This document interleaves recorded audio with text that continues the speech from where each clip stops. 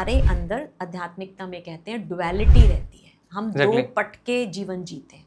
मन ये कह रहा है, बुद्धि ये कह रही है। ध्यान का मतलब होता है कुछ ऐसे प्रैक्टिसेस जिससे आपका मन और बुद्धि एक साथ रहने लगे। एक साथ भी जबरदस्ती नहीं, विद अ गुड फ्रेंडशिप।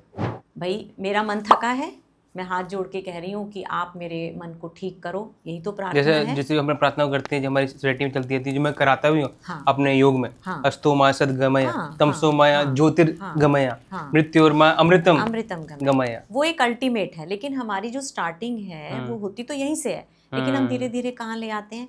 आज ना मेरा एग्जाम है, भगवान जी मेरे को बहुत अच्छे नंबर दिलाना। नमस्कार दोस्तों, कैसे हैं आप सब लोग? आशा करता हूँ बहुत ही बेहतरीन, बहुत ही अच्छे होंगे।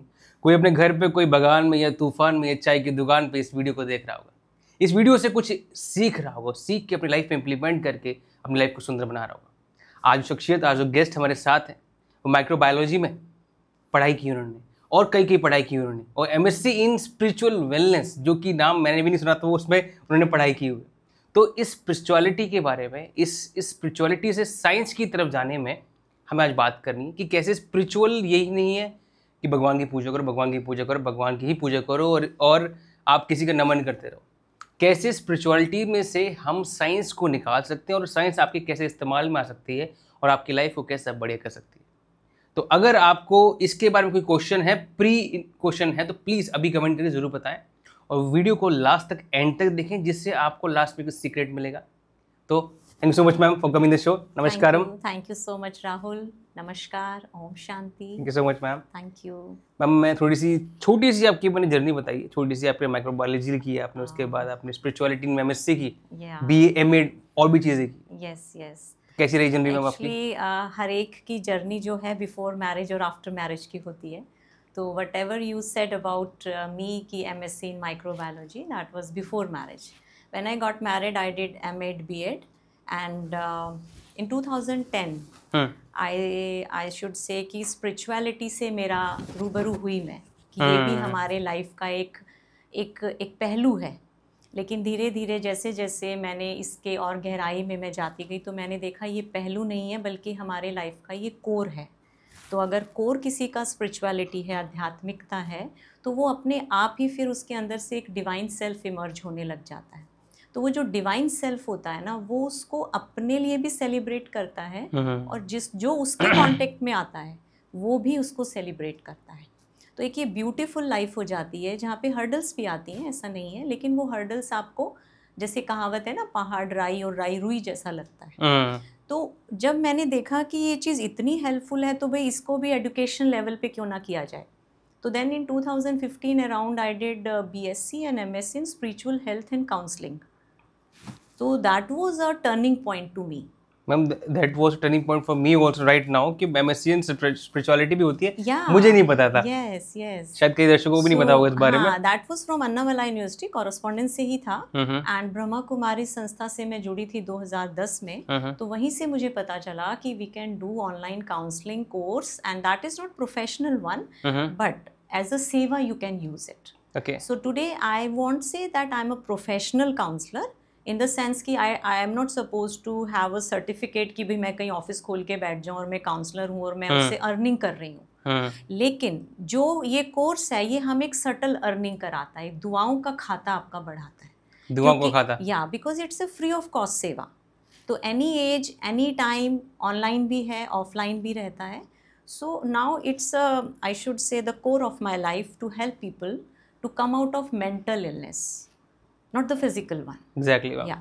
जो भी सुन रहे हैं तो वो तैयार हो जाएं कि we are not talking about the soft things, we are talking about the harsh thing also.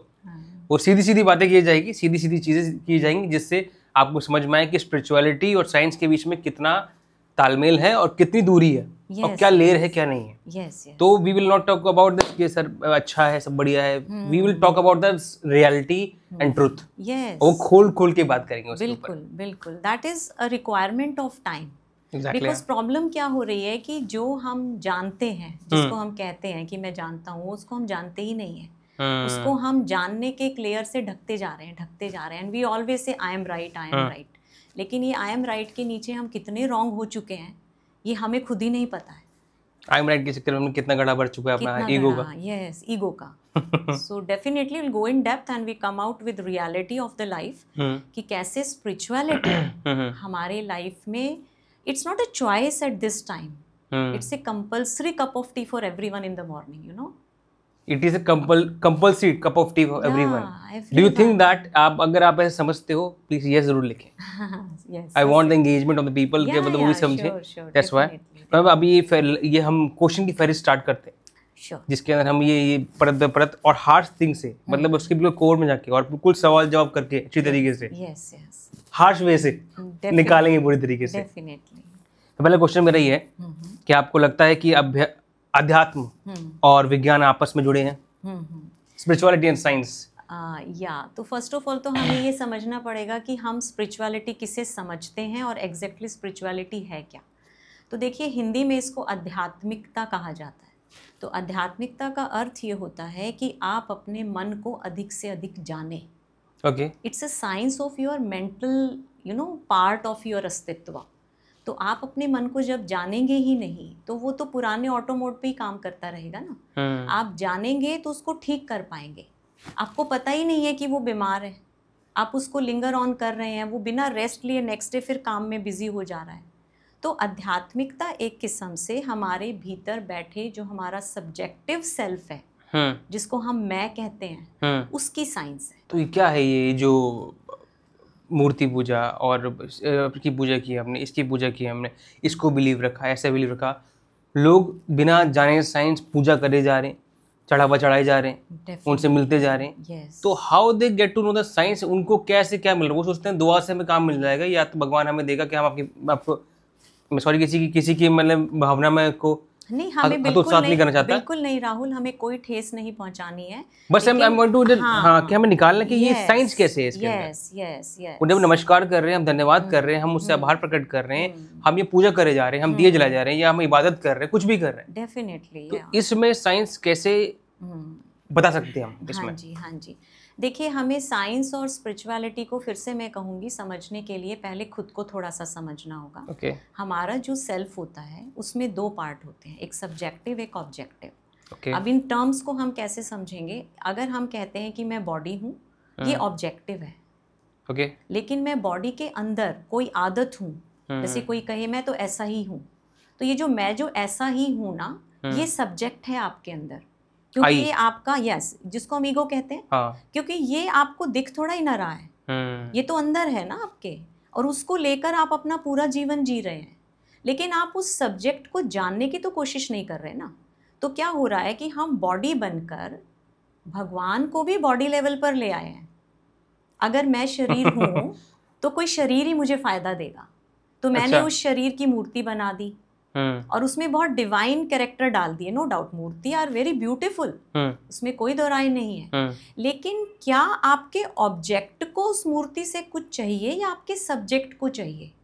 Subject माना the subtle ego inside you. Subject मतलब हमारी disturbed mind, I, ego, subject I है और ऑब्जेक्टिव हम जो इंस्ट्रूमेंट है हमारे शरीर. ठीक है. तो मैं मंदिर गई, मेरा मन परेशान था और मैंने आरती की, पूजा की, सब की. मेरा मन परेशान है, बॉडी नहीं ना. ओके. तो एक ऑब्जेक्ट आपके मन को कैसे शांति दे देगा? ऑब्जेक्ट तो आपको ऑब्जेक्टिव ही चीज देगा ना. ऑब्वियसली. तो अगर आपके शरीर में जब दर्द होता है तो आप हॉस्पिटल जाते हैं, मेडिसिन लेते हैं. That's a help of science to your body. Okay.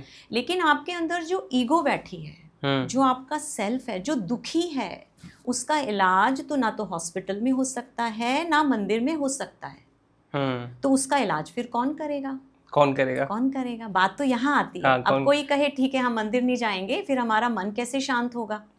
तो पहले तो हमें इस चीज को एडमिट करना होगा कि मेरा मन अशांत है, मेरी बुद्धि कहीं उलझी हुई है, मेरे कोई संस्कार, मेरी कोई आदतें हैं जिसकी वजह से मेरा मन परेशान है.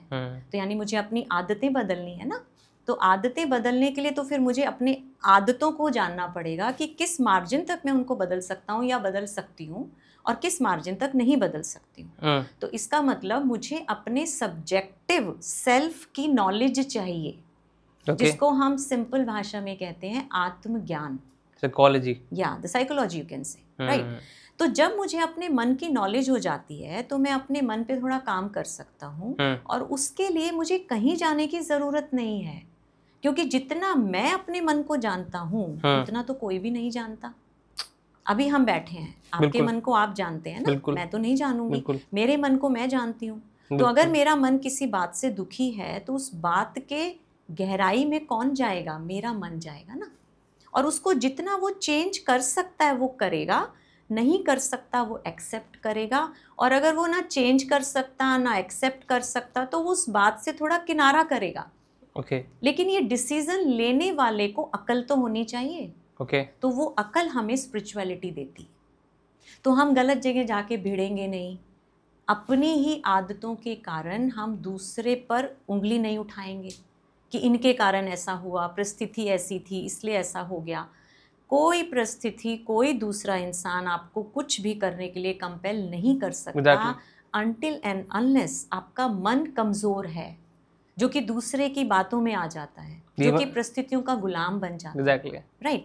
तो सवाल जो आपका था वहीं पर वापस आते हैं, नहीं तो ये डिस्कशन बहुत अलग दिशा ले लेगा, 2-3 घंटे ले लेगा जो चलता जाएगा। डेफिनेटली। तो एक चीज़ इसमें पूछ रही हैं, तो आपने बताया कि मतलब वो सब्जेक्टिव पे हम काम कर रहे हैं, सब्जेक्टिव पे हम रख रहे हैं, तो कैसे लोगों को मंदिर में जाने से आराम मिल जाता है? क्योंकि ये भी क्वेश्चन है, ये भी एक आंसर है, ये भी आई विल बी से वो मुझे वर्ड अभी कहना चाहूँगा, मैं आपसे सुनना चाहता हूँ वो वर्ड। तो ये भी एक तरीका है कैसे उनको वहाँ जाके आराम मिल जाता है। तो इसमें के पीछे क्या साइंस है मैम? देखिए, आराम आपको टेम्परेरी मिलता है, परमानेंट नहीं मिलता है। टेम्परेरी ऐसे मिलता है जैसे मान लो मेरे बॉडी में कहीं दर्द है, मैं पेन किलर खा लेती हूँ, तो क्या वो दर्द रूट से ठीक हुआ? नहीं हुआ, वो तो टेम्परेरी आराम हुआ ना। तो भक्ति जो है, जो हम मंदिरों में या किसी भी रिलीजन में हम बात करें, वो एक पेन किलर की तरह होती है। That time you will get pain killer, आप रिलैक्स फील करोगे, रिलैक्स हो जाओगे। लेकिन जैसे ही आप कदम बढ़ाते हुए घर वापस आओगे, वही समस्याएं तो मुंह खोले खड़ी है ना। रिलैक्स क्यों होगा अगर पीछे में रोकूं तो? क्यों रिलैक्स इसलिए हो जाते हैं क्योंकि उस माहौल में हमारा मन थोड़े रेस्ट मोड पे आ जाता है। It's anaesthesia to your mind only, nothing else. और वहाँ पर वो जो और पॉजिटिव एनर्जी है वो हमें रिलैक्स कर देती है, वो हमें रिलैक्स कर देती है। और आप देखो, मान लो आप मंदिर गए हैं, पंडित जी ने आपसे कोई बात रूड में बोल दी, यहाँ क्यों बैठे हो, ऐसे क्यों कर रहे हो, अब कहाँ गई आपकी रिलैक्सेशन? गायब हो गई ना। और वही पंडित जी आपको ब्लेस कर रहे हैं, आपको पूजा वूजा करके नारियल वापस दे रहे हैं, अरे आप आए इतने दिनों में, हमारा तो मंदिर के भाग्य खुल गए, तो आप बिल्कुल बूम पे चले गए।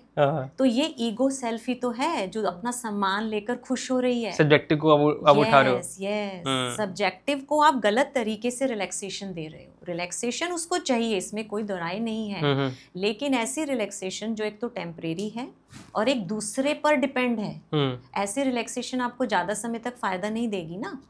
और आप देखिए, आज के टाइम में हम बात इंडिपेंडेंसी की करते हैं और हम अपने मन के रिलैक्सेशन के लिए इतने डिपेंडेंट हैं, चाहे वो मंदिर हो, मस्जिद हो, गुरुद्वारा हो, या मेरे घर में कोई रिलेटिव हो, सब मेरे से प्यार से बात करें, कोई मुझे गुस्सा ना करे, मेरा अपमान ना हो। इस पे भी आना है, मुझे अभी आऊंगा मैं। ये सब क्या है? ये मेरी डिपेंडेंसी है कि इंडिपेंडेंसी है? Dependency obviously. नो डाउट इससे रिलैक्सेशन होती है, लेकिन ऐसी रिलैक्सेशन आप कब तक खुद को देते रहोगे जिसके लिए आप दूसरे के सामने स्लेव और बैगर बन के घूम रहे हो? तो you have to be independent, माना you have to be independent. तो यू शुड नो कि आपकी खुशी आप पर डिपेंडेंट है। तो मैं फिर कहूंगी, हम अपने क्वेश्चन पे आते हैं। The question was, what is the relation of spirituality and the science? And science. तो हमने इस चीज़ को लेकर हम ये पूरा डिस्कशन करेंगे कि हमारे अस्तित्व में एक ऑब्जेक्ट है, एक सब्जेक्ट है। सिंपल भाषा में आप कहो, जो आपको आंखों से दिखता है, कानों से सुनता है, स्किन से फील होता है, वो आपका ऑब्जेक्टिव सेल्फ, जो सेंसेस से दिखता है आपको, सेंसरी ऑर्गन से जो आप ऑब्जर्व कर सकते हो, that is your objective self. Okay. लेकिन जो आप सेंसरी ऑर्गन से ऑब्जर्व नहीं कर सकते, that is your subjective self. Okay. तो ऑब्जेक्टिव सेल्फ तो आपका एक घर है जिसमें आपका सब्जेक्टिव सेल्फ रहता है। तो आप सारा काम अपने ऑब्जेक्टिव सेल्फ पे कर रहे हो, अच्छा खिलाना, अच्छा निलाना, अच्छा पहनाना, अच्छे घर में रखना। सब्जेक्टिव सेल्फ के लिए आप 24 घंटे में क्या कर रहे हो? उसकी सफाई नहीं हो रही। और आप जी रहे हो सब्जेक्टिव सेल्फ बन के, तो आपने उसके लिए तो कुछ भी नहीं किया ना। तो जो साइंस है ना, वो हमारे ऑब्जेक्टिव सेल्फ को सर्व करती है, इसमें कोई दोराई नहीं है। Okay. आपको बीमारी होगी, you have to go to hospital, that is a science. आपको घर में खाना बनाना है, आपको खाना बनाने का भी नॉलेज होना चाहिए, वो भी एक साइंस है। विज्ञान है वो भी। विज्ञान है, वो सब विज्ञान है जो आपको, क्योंकि विज्ञान हमेशा एविडेंस पे चलता है। इसका ये एविडेंस है, हेंस प्रूव्ड, ऐसी तो हमारे लॉज लिखे हैं, राइट। तो इसका मतलब मेरा जो ऑब्जेक्टिव सेल्फ है उसकी सेवा के लिए साइंस है, और मेरे सब्जेक्टिव सेल्फ की सेवा के लिए स्पिरिचुअलिटी है। ओके आपके जो बाहर के आउटरी जो हाउस है आपके, उसके लिए साइंस बनी हुई है, खाना पीना, हाँ, जाना, हॉस्पिटल जाना, ये साइंस बनी हुई है, साइंस ये साइंस है। हाँ, और मन के लिए स्पिरिचुअलिटी बनी हुई। स्पिरिचुअलिटी बनी। Okay that concludes the first point. हाँ, और इसका एंड हम कंक्लूजन ऐसे लेंगे कि without spirituality science is deaf. Okay, बहरी है वो। अच्छा। And without science the spirituality is blind. Okay, एक अंधा एक बहरा। अच्छा, तो अगर मैं अंधी होके जीवन जी रही हूँ तो भी मेरा जीवन बेकार है, और मैं बहरी होके जी रही हूँ तो भी मेरा जीवन बेकार है। किसी भी इंसान से पूछो, दोनों में से एक चीज मिलेगी, वो कहेगा नहीं भैया दोनों चाहिए। तो जब आपको ये दोनों चाहिए तो why not science and spirituality together match करके चलाएं। Yes, can make your life wonderful. तो क्यों हम उससे दूरी रखें?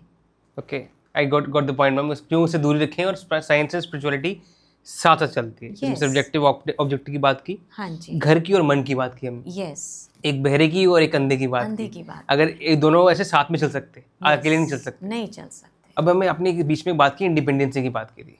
बहुत, ये शायद मुझे लगता है हार्श क्वेश्चन होगा, जो सुन रहे हैं श्रोता उनको भी क्वेश्चन होगा, जो फीमेल्स और मेल्स हैं, हाँ, और जो गृहस्थी में है उनके लिए बड़ा ये हार्श क्वेश्चन हो सकता है। बहुत ज्यादा। आप समझ गए हम क्या पूछ रहे हैं? मैं समझ गई क्योंकि आज के टाइम में touch wood females are taking good education. तो मैं आपने पहले पकड़ लिया क्यों, क्या बोला? Because I am in this costume only ना, तो I know the core of feminine. Exactly, उनके अंदर क्या चलता है। मैं अभी पूछता हूँ दोबारा आपसे, जिससे ये लगेगा कि मतलब क्वेश्चन पूछ रहे हैं। मैं समझ गया, आप समझ गए हो। नाउ क्वेश्चन इज दिस, एक महिला है, माइक्रोबायोलॉजी, मैं आपका एग्जांपल लूंगा क्योंकि किसी और का हम लेंगे ही नहीं। डेफिनेटली, ठीक है, दैट्स ओके। या absolutely fine. Microbiology, MA, BEd, MSc in spiritual wellness, multiple degrees, multiple education qualification, then she is not working anywhere. या वेरी हार्श क्वेश्चन, जो भी आप देख रहे सुन रहे हैं, बिल्कुल कान खोल के, आंखें खोल के। तो ये ऐसा होता है कि I will not do work, I will do core of my house.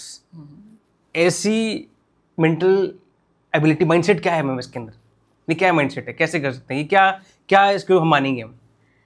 देखिए, आपने कहा वर्किंग, यहीं से लेते हैं। मैं ऐड और करूंगा क्योंकि because society seems like that, अगर आप इतने पढ़े लिखे हो, आप इतने जानकार हो, तो you have to work somewhere. इतनी डिग्री आपके पास है तो घर पे नहीं बैठना चाहिए। अगर घर पे बैठना होता तो हमारे इंडियंस में क्या जाता है कि इतना पढ़ा लिख के घर पे बैठ गई। एग्जैक्टली वर्ड जो मैंने उठाया यहाँ से। Right.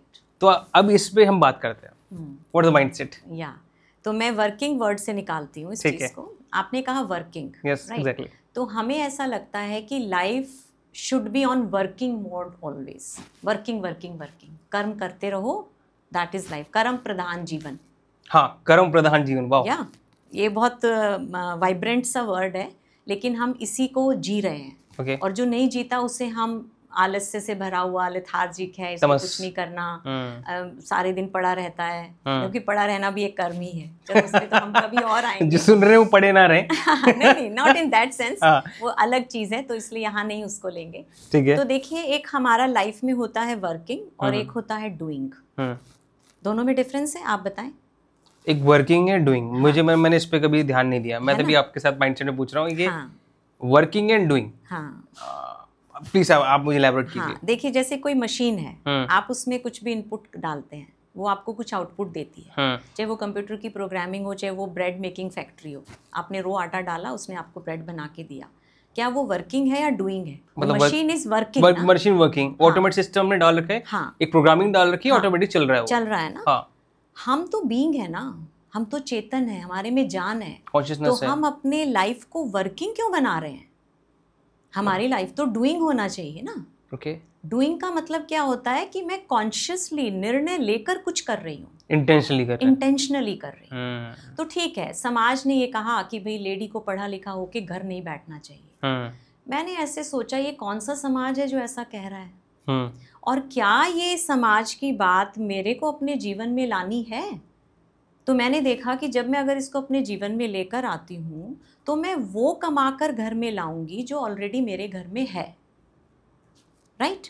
With God grace financially stability है, उतना काम चल रहा है कि हम 4 मेंबर्स हैं, हमारा बढ़िया से लाइवलीहुड चल रहा है। उसमें मैं भी अपनी एक बढ़िया से ऑफिस में पोस्ट ढूंढ लेती हूँ और मैं मॉर्निंग टू इवनिंग जॉब करती हूँ और वहाँ से मैं क्या कमा के ला रही हूँ जो ऑलरेडी मेरे घर में है। तो ये तो वर्किंग मोड हो गया ना, इसमें मेरी चॉइस कहाँ है?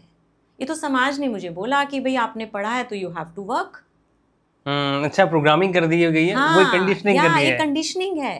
ये तो मशीन है, लेकिन मैं तो मशीन नहीं हूँ, क्योंकि मेरी लाइफ तो सब्जेक्टिव होनी चाहिए ना। तो फिर भैया कुछ तो करना है, ऐसे तो बैठना नहीं हाथ पे हाथ रख के, राइट।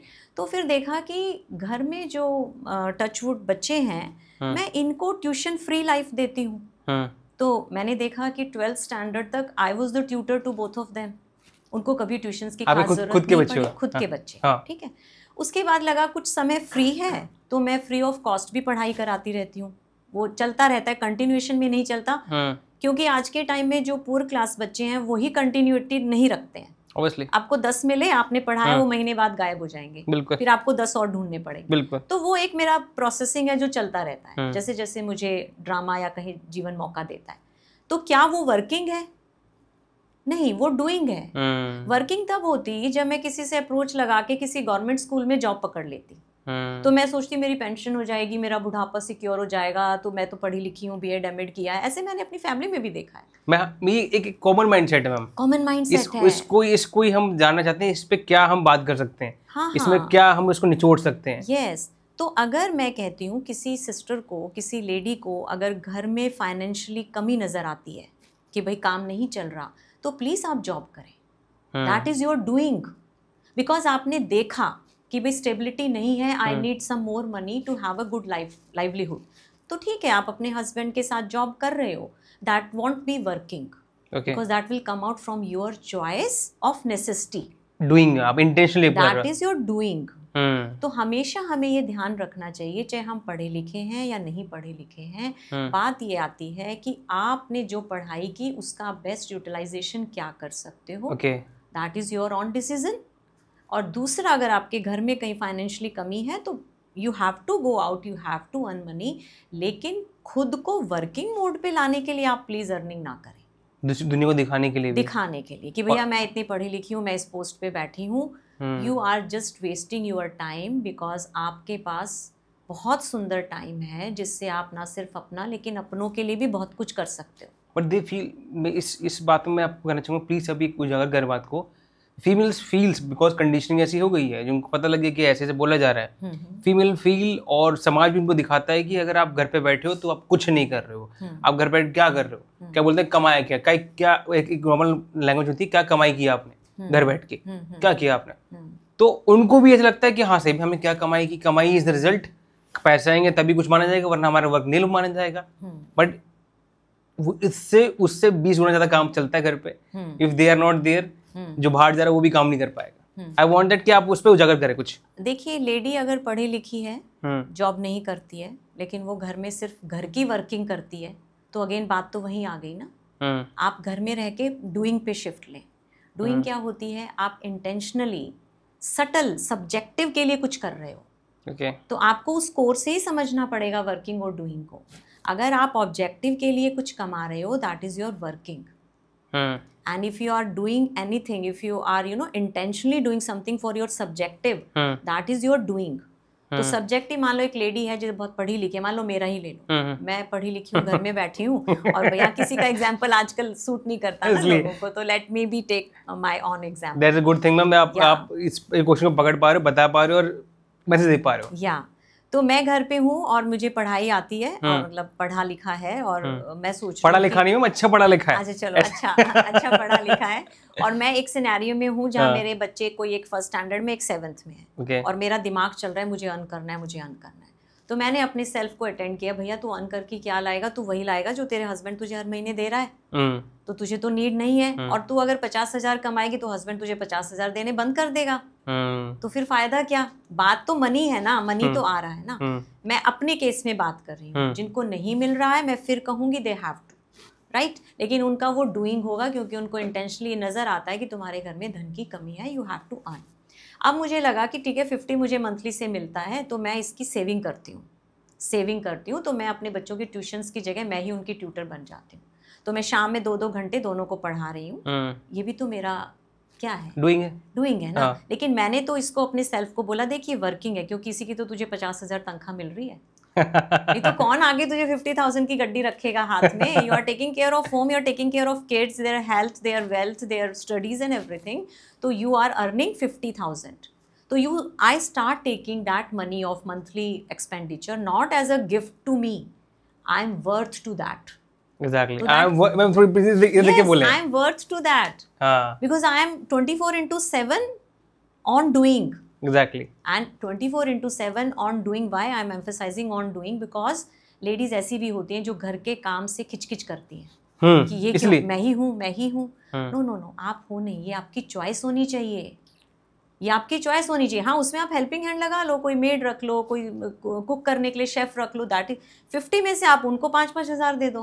ये बहुत नीचा माना जाता है, मतलब जो आपने चॉइस बोला ना कि जो कंडीशनिंग ऐसी होगी तो उनको लगता है कि हमारे ये सारे हम काम करेंगे या मैं इस पे काम करूंगी तो जैसे आपको ज्यादा पता है तो वो समझते हैं कि अरे मैं ही करूंगी सारे मैं इसी के लिए बनी हूँ। इन्हें पढ़ाई लिखाई करके वो ईगो सेटिस्फाई नहीं होती है, ईगो और वो मैन एंड वुमेन के इक्वलिटी वाली चीजें बीच में आ जाती हैं कि नहीं हमने पढ़ाई लिखा है, आपसे ज्यादा पढ़ाई आपसे कम पढ़ा, कुछ भी हम भी करेंगे।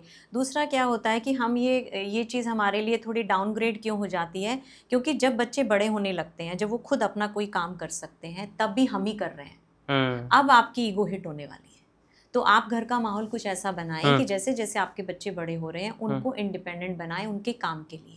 तो उसके लिए भी मेरे को बड़ी अच्छी ट्रिक्स आती थी, जैसे अगर तुम अपना वॉशरूम क्लीन करोगे तुम्हें 500 पॉकेट मनी मिलेगा। अरे वाह। तुम अगर अपने रूम साफ करोगे, मैं एकदम इंस्पेक्शन के लिए आऊँगी, अगर मुझे इंस्टेंट तुम्हारा रूम साफ मिला उसी वक्त तुम्हें 500 मिलेगा। तो ये आई एग्री कि छोटा सा लालच है, लेकिन जो अपब्रिंगिंग किड्स होते हैं ना, अब देखो मैं घर को क्यों संभाल रही हूँ, मुझे भी तो 50,000 मिल रहा है। अब मेरे हस्बैंड के तुझे कुछ नहीं मिलेगा, किसी भी लेडी को बोल दो आप, उस दिन से घर का काम करना बंद कर देगी, करेगी तब भी करेगी इनडायरेक्टली। वो फिर कंपल्शन एक अलग कहानी है, लेकिन हमारे जो ह्यूमैनिटी के रिलेशन है ना राहुल, वो गिव एंड टेक पे चलते हैं। Obviously. हमें ये डेप्थ समझनी पड़ेगी। तो हम अपने फीमेल कॉस्ट्यूम को ज़्यादा बिचारा करके वर्किंग मोड पे ना आए। हमारे पास जो भी है, हम लोग बहुत चीज़ों से रिच हैं जो हम एडमिट नहीं कर रहे। हमारे पास समय है, हमारे पास अच्छी हेल्थ है, हमारे पास मॉनेटरी स्टेबिलिटी है अगर विद गॉड ग्रेस है, हमारे पास वक्त है कि बच्चे स्कूल चले गए, हस्बैंड ऑफिस चले गए, यू हैव 3-4 आवर्स ना। आप उसमें क्या करते हो? अगर पुराने टाइम को देखें, वो सास भी कभी बहू थी एंड ऑल दैट सीरियल बैठ के देख रहे हो, तो वेस्टेज ऑफ टाइम। एग्जैक्टली। आज के समाज में आपकी वर्किंग की नहीं, आपकी डूइंग की जरूरत है। आप किसी एनजीओ को ज्वाइन करो, आप अपनी एनजीओ क्रिएट करो, आप अपनी जैसी 10 लेडीज को मिला के काउंसलिंग सेशन बना लो। सब मेंटली सिक बैठे हैं घर में, सारे परेशान बैठे, सब परेशान बैठे हैं, और वही घर बैठे बैठे किटपिट होता रहा है, होता जा रहा है। तो लमसम बात निकल के ये आती है कि जैसे हमने अपने अस्तित्व में ऑब्जेक्ट और सब्जेक्ट को देखा है, तो हमें वर्किंग और डूइंग के डिफरेंस को समझना पड़ेगा। दोबारा बता दूं, ऑब्जेक्ट और सब्जेक्ट का मतलब ये है, और सब्जेक्ट हमारा माइंड है, हाँ, ऑब्जेक्ट हमारी बॉडी है। तो वर्किंग बॉडी है, डूइंग आपका माइंड है। तो अगर आप जॉब भी कर रहे हो ना, उसको वर्किंग मत बोलो, वो आपकी चॉइस होनी चाहिए। इंटेंशनली आप कर रहे हो क्योंकि आपको उसकी जरूरत नजर आ रही है, नेसेसिटी है, इसलिए आपने कर रहे हो तो करो, कोई दिक्कत नहीं है। क्योंकि आप जिस घर में हो वहाँ पे आपका हाथ बटाना आपका धर्म है।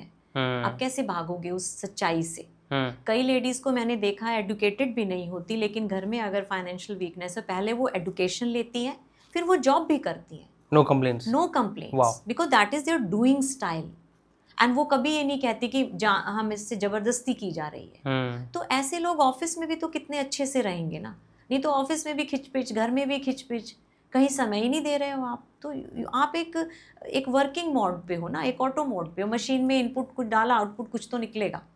तो आपको वो जीवन अगर जीना है तो unfortunately not even to the sister but to the brothers also, doing और वर्किंग के डिफरेंस को समझना बहुत ज़रूरी है। आई थिंक हम ये टॉपिक ऐसा लंबा है कि 2-3 घंटे इसमें भी जा सकते हैं। बिल्कुल, क्योंकि ये डूइंग, वर्किंग और ईगो की बात है, और आई की बात, सब्जेक्टिव की बात है। कंक्लूजन यही निकला है कि it is not a condition of mind कि अगर आप सोचो कि अगर आप घर के काम कर रहे हो, घर के काम नहीं कर रहे हो तो वो काम बेकार है, आप बहुत पढ़ी लिखी हो। मैंने इवन मैम का एग्जांपल लेके उनके सामने बात करके उन्होंने अपने ऊपर लेके बताया, दैट्स बिगेस्ट थिंग कि आप कितने पढ़े लिखे हो, कितने भी आपकी बड़ी उपाधि है, नई उपाधि है, दैट डजंट केयर कि आप कैसा काम कर रहे हो, काम नहीं कर रहे हो। आपकी इंटेंशन है काम करने का, बाहर का या अंदर का, दैट इज गुड थिंग। मगर घर का काम कोई खराब नहीं होता, कोई डाउनग्रेड नहीं होता। उसको आप सुंदर बना सकते हो विदाउट कंप्लेन कि मुझे ये जरूरत है, मैं ट्यूशन पढ़ा लूंगी, मैं काम कर लूंगी, मैं एनजीओ खोल लूंगी, मैं और महिलाओं से बात कर लूंगी, उनके माइंड को सेट कर दूंगी। राहुल माइंडसेट वाली बातें में राहुल सबके माइंडसेट सेट कर देंगे। हाँ बिल्कुल। तो ये इसको बोलते हैं प्रोडक्टिव टॉक्स। यस, हमें होना चाहिए राहुल। आप देखो जैसे हम द्वारका में रहते हैं, राइट, नियर अबाउट हमारे इतने विलेजेस हैं, सबके जो गांव की लेडीज होती है ना, उनके अंदर हाथ का बड़ा हुनर होता है, क्रोशिया का काम है या कुछ और है। आप निकलो ना बाहर, बनाओ ना ऐसी टीम, क्यों घर में बैठ के टाइम खराब कर रहे हो? उनकी भी अर्निंग होगी, आपकी भी अर्निंग होगी, ऑटोमेटिक हो जाएगी, ऑटोमेटिक हो जाएगी। आपकी लाइफ कितनी एंथुसियास्टिक हो जाएगी। एक ही ऑफिस में एक ही चेयर पे जाके टिक टिक टिक टिक करके घर आ जाते हो, कभी उंगली थक रही है, कभी गर्दन थक रही है, क्या जरूरत है? तो just take a pause of your life and just see what better you can do, intentionally better you can do, exactly, not work. doing कहते हैं ना, do your better, work your better तो कोई भी नहीं कहता। तो ये थोड़ा सा शिफ्ट अगर हम लाएंगे ना, इस शिफ्टिंग से ही आपको हजारों आइडियाज आएंगे। इंटेंशनली वर्क करके बढ़िया का लाइफ में कर सकते हैं, प्रोडक्टिवली काम कर सकते हैं। और लास्ट हमने कह दिया, आप पढ़े लिखे हो, अगर कोई सुन रहा है तो मेरे सुन रहे हैं, अगर आप बहुत पढ़ी लिखी हो, आपके पास बहुत डिग्रीज है और आप घर पे काम कर रहे हो, दैट डजंट मीन कि आपकी लाइफ डाउनग्रेड होगी। That means you are caring your house, you are caring your life. You can think productively कि कैसे मैं इस समय में रह के अपने आप को, अपने माइंड को, अपने आसपास वाले लोगों को अच्छा कर सकती हूँ। यस, आप उस छोटे हाउस होल्ड एक्टिविटी के लिए हेल्पिंग हैंड रख लो ना, अपना टाइम और निकालो वहाँ से। लेकिन हम लेडीज़, मैं फ्रेंकली बताती हूँ, हम लेडीज़ क्या करते हैं, whatever we are getting as a monthly expenditure, उसको अपने बॉडी पे खर्च कर देते हैं। 5,000 का पैकेज, 10,000 का पैकेज। मैम चिढ़ जाएंगी लड़कियाँ। No no no no, please don't चिड़ोफाई। आप इसको समझो, आप अपने सब्जेक्टिव को उभारने की कोशिश करो। इस ऑब्जेक्टिव को संभालने की इतनी जरूरत नहीं है, ये संभला संभला है। आपके अंदर अगर स्पार्क होगा ना, पीस का, ब्लिस का, ये अपने आप फेशियल हो जाएगा। आपको कोई नीड नहीं है। आपको बुढ़ापा भी अपने आप लेट आएगा, क्योंकि भीतर जो सेल्फ बैठा है ना, वो तो लाइफ को एंजॉय कर रहा है। भीतर अगर डल सेल्फ बैठा है तो आपको बुढ़ापा भी जल्दी आएगा, फिर आप उसके इलाज ढूंढते फिरते हो, राइट। तो कोर से हमें चेंज करना पड़ेगा राहुल। मैं हमेशा इसी चीज़ को एम्फसाइज करती हूँ, पेरिफेरी पे काम करने से काम नहीं चलेगा, बाउंड्री पे, एलओसी पे काम करके काम नहीं चलेगा, अंदर भी काम करना पड़ेगा, कोर में जाना पड़ेगा। लेट्स बिगिन नेक्स्ट क्वेश्चन में, क्योंकि इसकी परतें भी बहुत लंबी है और हम परतें भी तोड़ते चले जाएंगे और बात चलती है। डेफिनेटली। नेक्स्ट क्वेश्चन, ध्यान या प्रार्थना का विज्ञान किस तरह समझा जा सकता है? मेडिटेशन एंड प्रेयर, इनकी साइंस कैसे समझ सकते हैं? हाँ देखिए, पहले हम प्रार्थना की बात करते हैं, क्योंकि हमारे हर इंसान की लाइफ में पहले प्रार्थना ही आती है। आप किसी भी बच्चे को देखिए, जैसे वो जन्म लेता है, बड़ा होने लगता है, उसके माँ बाप उसे हाथ जोड़ के मंदिर के सामने खड़ा होना सिखाते हैं, सिखाते हैं, कंडीशनिंग कराते हैं, कंडीशनिंग करते हैं। तो हमारे लाइफ में प्रार्थना ही पहले आती है, ठीक है। तो बार बार वही मंदिर ही आ रहा है तो थोड़ा सा अधिकार हो जाता है ना, क्योंकि हम खुद उससे से निकले हैं। लेकिन किसी भी रिलीजन में, कोई भी आपका रिलीजियस जो प्लेस है, उसके सामने खड़े होकर आप प्रार्थना ही कर रहे होते हो। तो प्रार्थना का मतलब ये होता है कि मैं कुछ कमज़ोर हूँ, मैं कमज़ोर हूँ, मैं थका हुआ हूँ, मेरे अंदर कोई कमी है, और मैं हाथ जोड़ के किसी हायर आइडेंटिटी से ये प्रार्थना कर रहा हूँ कि आप मुझे वो दो जो आपके पास भरमार है। ओके, प्रार्थना यही होती है ना। भाई मेरा मन थका है, मैं हाथ जोड़ के कह रही हूँ कि आप मेरे मन को ठीक करो, यही तो प्रार्थना है। जैसे हम प्रार्थना करते हैं, जो हमारी सोसाइटी में चलती है, जो मैं कराता भी हूँ अपने योग में, अस्तो माया सद्गमया, तमसो माया ज्योतिर्गमया, मृत्योर्मा अमृतम गमया, वो एक अल्टीमेट है। लेकिन हमारी जो स्टार्टिंग है वो होती तो यहीं से है, लेकिन हम धीरे धीरे कहाँ ले आते हैं।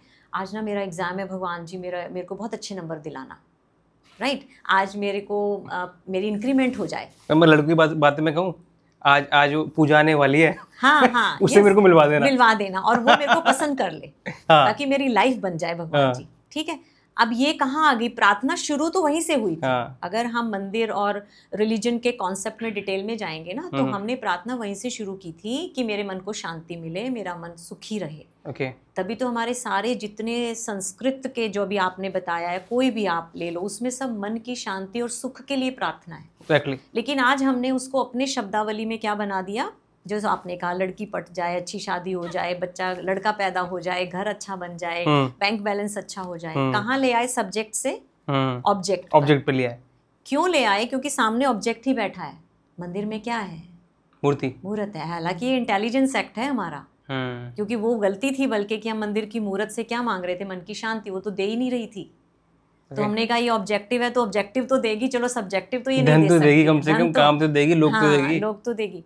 तो प्रार्थना का मतलब होता है एक सिंपल वेरी डीप श्रद्धा कि जिसके सामने मैं बो डाउन हो रही हूँ वो मुझे वो देगा जिसकी मेरे अंदर कमी है।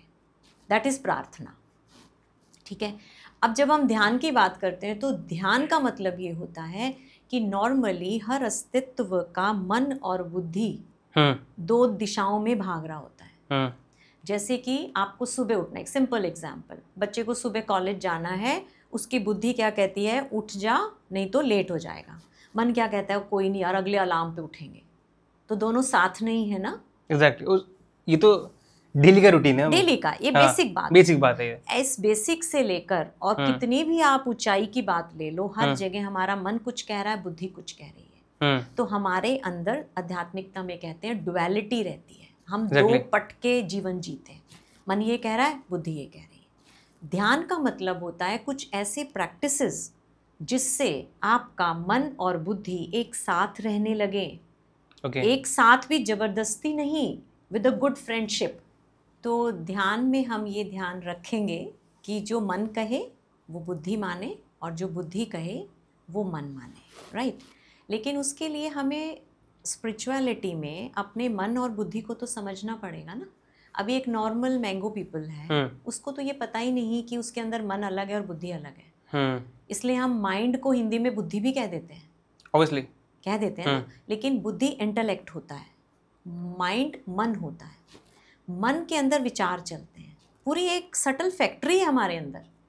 मन के अंदर विचार चलते हैं, बुद्धि उन विचारों को सुनती है और एक निर्णय लेती है। लेकिन ये ऐसे होता है, तो हम उसमें अलग नहीं देख पाते उसको। ठीक है। तो मन ने जो विचार किए, बुद्धि उसको रिजेक्ट भी कर सकती है, एक्सेप्ट भी कर सकती है। रिजेक्ट करेगी तो युद्ध ज्यादा चलेगा, एक्सेप्ट करेगी तो युद्ध कम चलेगा। तो हम नॉर्मली देखते हैं कि अरे मेरे मन में ये बात आई और मैं वही करने के लिए निकल पड़ा, तो आप बड़े खुश होके जाओगे ना। हर किसी के साथ अलाइन हो गया ना, अननोइंगली अलाइन हो गया। लेकिन अगर आप ये अलाइनमेंट का प्रैक्टिसेस विद ध्यान, जिसको इंग्लिश में कह दो मेडिटेशन, कभी कभी नहीं, अर्ली मॉर्निंग एवरी डे आप करो, तो आप दिन भर अलाइन रहोगे ना ऑटोमेटिकली। हाँ। तो आपका जो भीतर मैं बैठा है वो अलाइंड है। जब वो अलाइंड है तो अपने बॉडी को भी वो अलाइंड चलाएगा।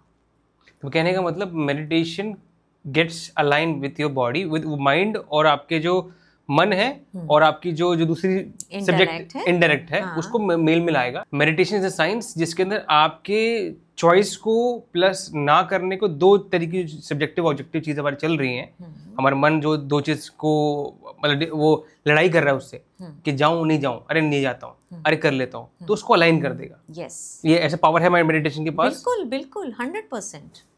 देखिए जो करेगा सो पाएगा ना। अच्छा, हाँ, ये तो बिल्कुल जो करेगा सो पाएगा। ये जरूर इस पे कुछ टिप्पणी करें, कमेंट करके बताएं कि आप करते हैं मेडिटेशन। करते हैं, यस और नो में जरूर लिखें प्लीज मैम। और देखिए मैं ये बिल्कुल नहीं कहूंगी कि आप खुद को बोलेंगे अरे अब तो एवरी डे आपको मेडिटेशन करना है। Take a short term goals, like आप 1 हफ्ता करें, आप 1 महीना करें, आप 15 दिन करें, and see the difference in your अंदर वाले सेल्फ में। इफ़ यू फाइंड कि अरे ये अलाइन रहता है, ये थोड़ा शांत रहता है और आपके अंदर से ही हैप्पीनेस बूम कर रही है, तो आप उसको अपने लाइफस्टाइल बना लें। Okay, right. हम डाइट में भी तो यही करते हैं। कोई हमें कहता है अर्ली मॉर्निंग उठ के आप पुदीने का पानी पियो, या कोई हमें थोड़ा कहते हैं सारी जिंदगी पियेंगे, हम कहते चलो ट्राई करके देख लेते हैं। तो आप ट्रायल करो आपकी लाइफ में, आप इसको थोड़ा सा इनकलकेट करो। अब बात वहाँ आ जाती है कि ध्यान और प्रार्थना कैसे एक दूसरे से जुड़े हुए हैं।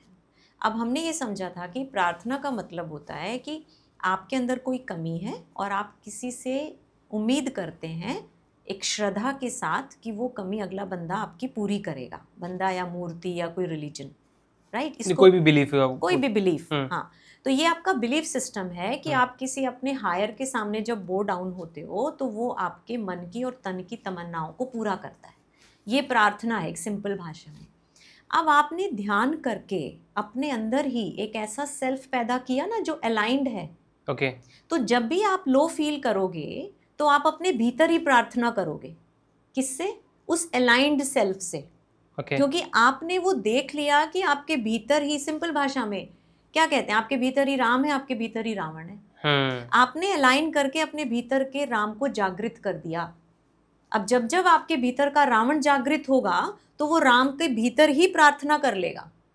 आपको ना प्रार्थना के लिए बाहर जाना, ना ध्यान के लिए बाहर जाना, दोनों चीजें अंदर ही है, अंदर है, फ्री ऑफ कॉस्ट मिल रही है आपको। तो ठीक है, फिर आप ऐसा हम नहीं कह रहे कि मान लो परिवार में किसी एक बंदे ने ये समझ लिया, ध्यान, प्रार्थना, मेडिटेशन, स्पिरिचुअलिटी, साइंस, सब कुछ, अब वो कह रहा है मैं मंदिर ही नहीं जाऊंगा, घर में उसने डंडा उठा लिया। ये फिर एक गलत एक्ट हो जाता है, क्योंकि अगर आप अलाइन हैं तो आप दूसरे की श्रद्धा को हिट नहीं करेंगे। ये बहुत बड़ी बात है। आई बिलीव जो हमने सारी बातें की, इसमें ये बड़ी एक क्वेश्चन ये है कि आप ये सब सुन के ये नहीं करना है कि हमें चलो कल से मंदिर नहीं जाना, या किसी और को प्रताड़ना करनी है कि आप मंदिर क्यों जा रहे हो, मूर्ति को पूज रहे थे। किसी की श्रद्धा को हम डंडा नहीं कर सकते, किसी की श्रद्धा को हम किसी को क्वेश्चन नहीं कर सकते। If they feel good, let them feel good. और दूसरा ये है कि मेडिटेशन में आपको एक चीज़ और सीखने को मिलेगी। अब जब इवन मैं भी मंदिर जाती हूँ, जब मेरे एल्डर्स मुझे कहते हैं, मैं घर में जोत भी लगाती हूँ, ऐसा नहीं है क्योंकि मुझे उनकी श्रद्धा को हिट नहीं करना है, लेकिन उस जोत के पीछे और वो जो मंदिर की मूर्त है, अब वो मेरे लिए क्या है, वो मेरा ही राम स्वरूप मेरे सामने है। वाह, that's a vision to me. अरे ये भीतर वाला राम ऐसा बैठा है अंदर। वाह।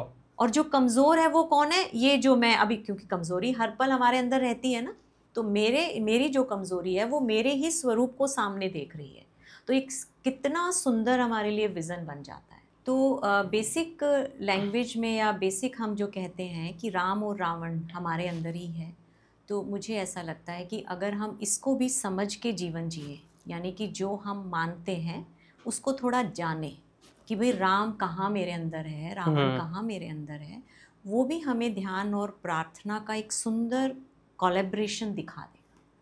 तो हमारे जीवन में जितने भी शब्द हैं ना, वो हमें कोई इस दिशा में भगा रहा है, कोई इस दिशा में भगा रहा है, लेकिन स्पिरिचुअलिटी सब शब्दों को जोड़ देती है। ओके। तो हमारे अंदर एक सुंदर अलाइनमेंट आ जाती है। और मेडिटेशन एक टूल है उसके लिए। मेडिटेशन उसके लिए टूल है। अगर आप मेडिटेशन प्रैक्टिसेस थोड़ी सी भी इनकलकेट करेंगे, जैसा कहा, for the period of time, you will find A drastic change in your inside subjective मैं। तो अंदर वाला जब मैं खुश रहता है ना, तो इस बाहर वाले की हेल्थ अच्छी रहती है और ये बाहर वाला मैं बहुत अच्छी वेल्थ बनाता है। ये तो कान खड़े करेंगे लोग। हाँ, तो देखिए, एक नॉर्मली जैसे हम विश करते हैं, तो दूसरे को क्या कहते हैं? May you be healthy, wealthy and happy. May you be happy, healthy and wealthy. Happiness को पहले लेकर आओ, नहीं तो फिर वर्किंग है वो। आप वर्किंग कर रहे हो फॉर सेक ऑफ हैप्पीनेस, आप डूइंग करोगे because you are happy inside. Exactly. तो मेडिटेशन आपके अंदर वो हैप्पीनेस इंडेक्स को बढ़ाती है, आपको इंडिपेंडेंट बनाती है, और धीरे धीरे आप अपने तन और मन दोनों को ढंग से संभालने के काबिल बन जाते हो। Great ma'am. एक भी चीज़ को इग्नोर करोगे ना, वही चीज़ आपकी लाइफ को हेल बना देगी। तरीके से बताएंगे। और मैम ने जैसे बताया कि आपके जो सवाल चल रहे, राम और रावण चल रहे हैं अंदर, एक रावण बोलते हैं मत कर, एक राम बोलते हैं कर ले। राम बोलते हैं इससे मिल ले, इसलिए जरूरी है, ये काम का बंद पर्सन है, यही मीटिंग करनी जरूरी है, उठना टाइम पे जरूरी है, खाना टाइम पे जरूरी है, ब्रश करना टाइम पे जरूरी है, पढ़ना टाइम पे जरूरी है, लेट नाइट सोना टाइम पे जरूरी है। मगर रावण भी बोलते हैं क्या करेंगे, कल रात में वेब सीरीज देखते हैं, नेटफ्लिक्स देखते हैं, ये सुनते हैं, वो सुनते हैं, फालतू बातें करते हैं, लोगों की चुगलियां करते हैं, कंप्लेन करते हैं, वो रावण है। अब ये राम और रावण की लड़ाई चलती रहती है। राम बोल रहा था यार ये मत कम कर, रावण बोलता है चलना छोड़े कर लेते हैं। तो ये राम और रावण की लड़ाई चलने वाली जो हमारे अंदर ही है, जो स्वरूप आपने बताया हमारे अंदर ही, राइट, उस स्वरूप को साथ लाने के लिए, जिससे आपका राम, ना आई वोंट से राम और पर्टिकुलरली, आई एम से आपका राइट सेल्फ, यस जो आपको अच्छा काम करा सकता है, यस आपको प्रोडक्टिव वे में ले जा सकता है विद राइट माइंडसेट, यस उसको अलाइन करने के लिए meditation is the biggest tool. आप वाली बातें हम राम रावण ना कह के हम ये कहें आप अपने हायर सेल्फ को इमर्ज कर लेते हो। एग्जैक्टली। और आपका higher self irrespective of any religion है, क्योंकि हम जब राम रावण कह रहे हैं तो हम रिलीजन कॉन्शियस हो रहे हैं। एग्जैक्टली, मैं इसको bracket let's close. Drop this word and we will take word आपका हायर सेल्फ। एग्जैक्टली, आपका हायर सेल्फ जिसके मन बुद्धि अलाइन है, जब वो बाहर निकलेगा तो वो हर कर्म को डूइंग में लेकर आएगा, क्योंकि इंटेंशन में लाएगा। हम बीइंग है ना, हम ह्यूमस थोड़ा ही ना है। ह्यूमस तो हमें मिला है बीइंग को सेलिब्रेट करने के लिए, है ना। तो सटल जो अंदर मैं बैठा है ना, उसकी थोड़ा ध्यान रखना शुरू करे। अगर वो खुश है तो वो बाहर अपने आप अपनी इस हेल्थ को और वेल्थ को बना लेगा। एग्जैक्टली, सही तरीके की वेल्थ। हमारे लिए वेल्दी है, जो धनी है वो वेल्दी है। सही तरीके से धन कमाना वेल्थ होती है। तो तरीके ठीक कौन करेगा? जो भीतर मैं बैठा है। सही तरीके से वेल्थ, यस, वही तो वेल्दी है ना। तो ये राम और रावण की जो बस एक हमें एक एग्जांपल दिया था, उसी तरीके से कि आपका हायर सेल्फ सब जुड़ जाओगे और आप राइट वे से, राइट तरीके से और राइट तरीके से अपनी लाइफ को प्रोडक्टिव बनाओगे। Yes, thank so much ma'am for this all mindset. I believe कि बहुत सारा टाइम हमारा इसमें जा सकता है Right. और हमारी कई सीरीज में बनेगी। हाँ. डेफिनेटली हम नेक्स्ट सीरीज में बात करने वाले हैं about more about this, about spirituality science के बाद आगे क्या होता है, हाउ राज योगा वर्क्स। हम नेक्स्ट टॉपिक में बात करने वाले हैं how Raj yoga makes you more human कैसे बनाता है, yes. आपके एनर्जीज को राइट डायरेक्शन में लगाने के लिए कैसे कर सकता है काम आपके, इसमें नेक्स्ट बात करेंगे। अब हम इसको कंक्लूड करते हैं। ओके, लास्ट 3 मैसेज या कुछ 4 मैसेज आप देना चाहोगे जो हमारे श्रोता सुन रहे हैं कि आप ये मैसेज आपके लिए लाइफ में ये चीजें जरूर करें, कुछ मैसेज देना चाहेंगे? मैसेज यही है कि हमें खुद को पूरी तरह से जानना है। सिंपल सा एग्जांपल है, आपके पास मोबाइल है, आप उसको सिर्फ कॉल करने और कॉल रिसीव करने के लिए यूज़ कर रहे हो। अच्छा, ठीक है, आपने 90,000 का मोबाइल ख़रीदा हुआ है, लेकिन आप उसमें ये 2 ही काम करते हो। तीसरा काम ये कर ले तो यूट्यूब पे कुछ आ जाता है, उसकी स्क्रॉलिंग कर लेते हो। उसमें बहुत अच्छे अच्छे ऐप्स हैं ना, उनकी नॉलेज गेन करो और उसका मल्टीटास्किंग यूज़ करो ना।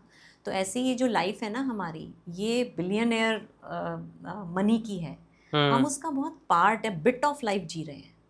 हमें पूरी ज़िंदगी जीनी है ना, तो पूरी ज़िंदगी जीने का अधिकार उसी को है जो अपने भीतर बैठे हुए सेल्फ के प्रति थोड़ा कॉन्शियस हो जाए, उसको इग्नोर करके ना चले। मन करे ना करे मुझे ये काम करना ही पड़ेगा यार, उन्होंने कहा है। नहीं नहीं नहीं, आप पहले कन्विंस हो जाओ, खुद को करो कि ये काम आपके लिए अच्छा है, और नहीं है तो दूसरे को कन्विंस करने की पावर रखो कि आप उन्हें कन्विंस कर सको कि this work is not good for you. Okay, तो हमें अपनी ज़िंदगी पूरी जीनी है, आधी अधूरी नहीं। तो पूरी जीने के लिए खाली तन नहीं, मन पर ध्यान दें, जिसको आज हमने 2 वर्ड लेके हम subjective objective. Objective and subjective, these words are not so complicated, ये हमारी वोकेबलरी के वर्ड्स हैं। बस हम इसको तन मन से जोड़ लें। Take good care of your mind and your mind will take good care of your तन itself. Take good care of your mind will take good care of your तन ऑल्सो, योर बॉडी। को। आपकी body गलत क्यों खा रही है? क्योंकि आपके मन के अंदर ऐसे विकार आए हुए हैं ना। अगर आप अपने मन का ध्यान रखोगे, आपका मन शांत रहेगा, तो अपने आप सात्विक भोजन खाओगे। आपको नॉनवेज छोड़ना नहीं पड़ेगा, आपका मन ही नहीं करेगा कि आप उसको खाओ। तो हमारी बहुत सारी naturally it's a basic instinct ना। तो इसीलिए जो सटल बैठा है, जो दिखता नहीं है, लेकिन वही तो खेल खेल रहा है ना सारा। तो थोड़ा सा टाइम उसको देना सीखें, वहीं से आपकी एक बहुत अच्छी लेवल ऑफ लाइफ की शुरुआत हो जाएगी। नेचुरलनेस आपको मतलब जबरदस्ती पुश नहीं करना पड़ेगा अपने आप को, अरे यार उठना पड़ रहा है, करना पड़ रहा है। ऑटोमेटिकली एक इनर सेल्फ आपको पुश करेगा, काम करवाएगा और आपको अच्छा लगेगा उसके अंदर, अच्छा लगेगा। और उसमें और एंड में राहुल मैं यही कहूँगी, वही हम लेंगे, you have to revert this bliss to you, that healthy, wealthy and happy. You have to be happy, you will be healthy and you will be wealthy. Happy, healthy and wealthy. ये ऐसे cycle लिखे हैं, healthy, happy and wealthy. हम लोग क्या बोलते हैं, may you have good health, wealth and happiness. हाँ, लेकिन हमें क्या लाना है, if I am happy, then I'm healthy, naturally I will be healthy and naturally I will be wealthy. Great ma'am, it is a formula for सारे श्रोता जो सुन रहे हैं उनके लिए आपकी फॉर्मूला है। Yes. प्लीज कमेंट करके बताएं कि फॉर्मूला कैसा लगा। आप पहले हैप्पी रहें, खुश रहें, मस्त रहें, आबाद रहें, अच्छे रहें। आप एक चीज देख रहे हैं, हम लोग शुरुआत कहाँ से की थी? Science and spirituality. हाँ। और हम आ कहाँ गए? हैप्पीनेस पे आ तो गए। आप देखो, जो इंसान साइंस और स्पिरिचुअलिटी दोनों को हाँ। सल्यूट करके जीवन जीता है ना, वो हमेशा खुश रहता है। एग्जैक्टली। किसी चीज को ठोकर नहीं मारनी है, हर चीज का सदुपयोग करना है, ठोकर नहीं मारनी, उसकी बेस्ट पार्ट निकालना, बेस्ट पार्ट निकालना।